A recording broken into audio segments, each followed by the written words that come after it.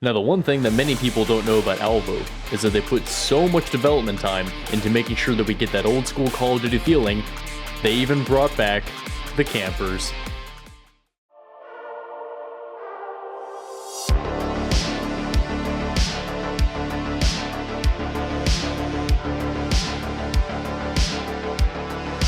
Welcome to ALVO, the Black Ops of the Metaverse. Before we start this video, I want to let you guys know that I'm going to be going into detail about a lot of things inside this game, how it works, the mechanics, etc. If anything in here changes, I will put it at the very top of the description, letting you know the exact date that I put it in there, so you can see the changelog active in the description over time in this video in case there's any large changes. As far as game modes go, you can practice against bots, try your hand at free-for-all, do a team deathmatch, or search and destroy. There's also zombies, hardpoint, and private custom matches you can put together coming soon.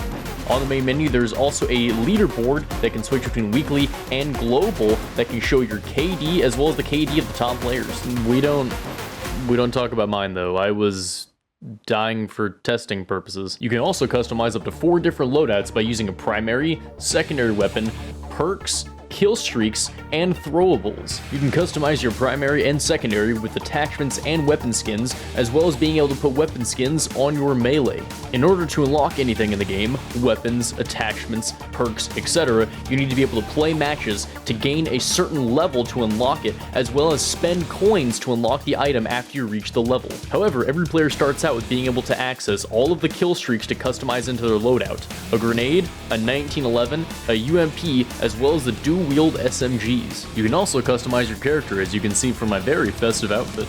After your match is over, you will gain a certain amount of XP per kill that you earn, as well as being able to receive bonus XP for headshots. Gun attachments also have their own objectives. So, for example, if you want to obtain a laser sight for your 1911, it may require that you get X number of kills, X number of headshots, etc. I also wanted to talk about the physics and mechanics inside the game. Later on, they're planning on adding more immersive options into there to be able to reload like other current VR FPS games. However, the current mechanics inside the game is that it's very assistive in the fact that you push a button and the game mostly does stuff for you. For example, you can use a single button press in order to crouch, you can go prone, or while you're sprinting, you can press a button and it'll automatically slide for you. The game actually does have a mechanic that always sets your height to the other players. So, for example, you could be sitting down casually playing this game, and you'll still be at eye level with all the other players. So even when you crouch inside the game, or fully just sit on the floor, your height will not change in-game. There are also other assistive mechanics, like being able to just put up a mag near your gun and it will auto-reload for you,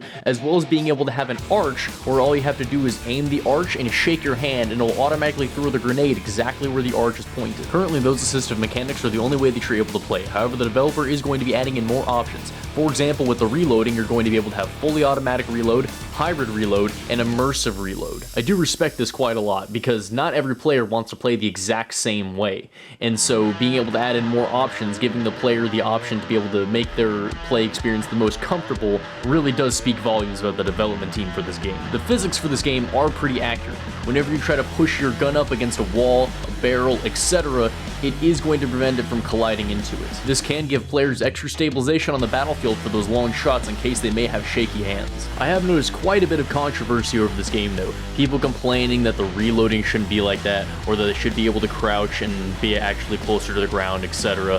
However, the one thing that people have to realize is they're not trying to make another Onward. They're not trying to make another Pavlov. This game is trying to be unique, have its own physics, have its own gameplay, and be its own thing, rather than try to be like the other VR FPSs that are currently out there. If you are a longtime fan of Onward, Pavlov, and you love the physics of those and how they work and the mechanics inside there, you may find it difficult to adjust to ALVO. However, if you are new to VR, you don't play a lot of VR, or you like VR arcade games, things like Robo Recall, where you're able to do wave shooters, kind of fast-pacedness, I think you may like ALVO a lot more. And I want to make sure that I stress that, so that way you guys aren't thinking, okay, let me go buy whatever this is, maybe it can be the new Pavlov, maybe it can be the new Onward. This isn't going to be like either one of those, however, it is a very fun experience. I have heard quite a few people say that they love being able to push a button to crouch, they love being able to push a button to reload. It makes the game a lot more fast-paced, and it does help those that may be physically impaired.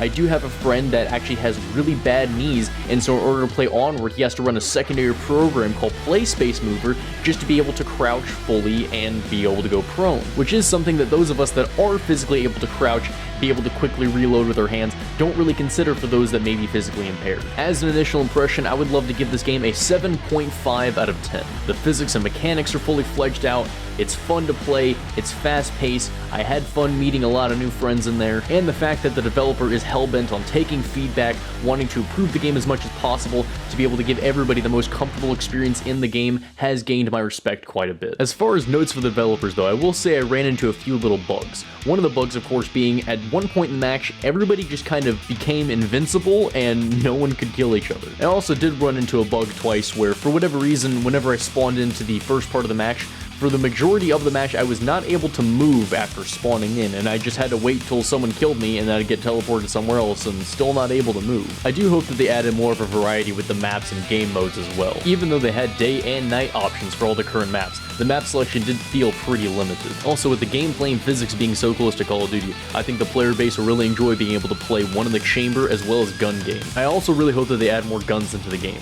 Like I said, when you start out with being able to have the 1911, the UMP, and the dual SMGs. However, SMGs are my least favorite class of weaponry. Don't get me wrong, I loved being able to work for different guns, different attachments, etc. However, I do hope that they add in more guns so that way I can start for maybe a lower tier sniper and work up to a better sniper rather than being forced to start with an SMG and working my way up to my favorite type of gun. And as a personal preference, I really hope that they add this to PC VR soon, as it is currently only available on Quest and PlayStation VR. I would say that this game is definitely worth that $25 price tag, and if the only thing preventing you from wanting this game is that you think that there should be more maps or should be more content in there, go ahead and buy it. It's an investment. People do not realize how small these VR development teams are. They need the money to be able to push these things forward. If you want the game to get better, go ahead and buy a copy and invest in it. Buy a copy for your friend. Go ahead and get into this game if you want to see more content. Only you, the viewers, the watchers, the players can make this happen. Thank you all for watching, and I hope to see you killing some of the undead with me in the new upcoming zombie mode. Have a great day.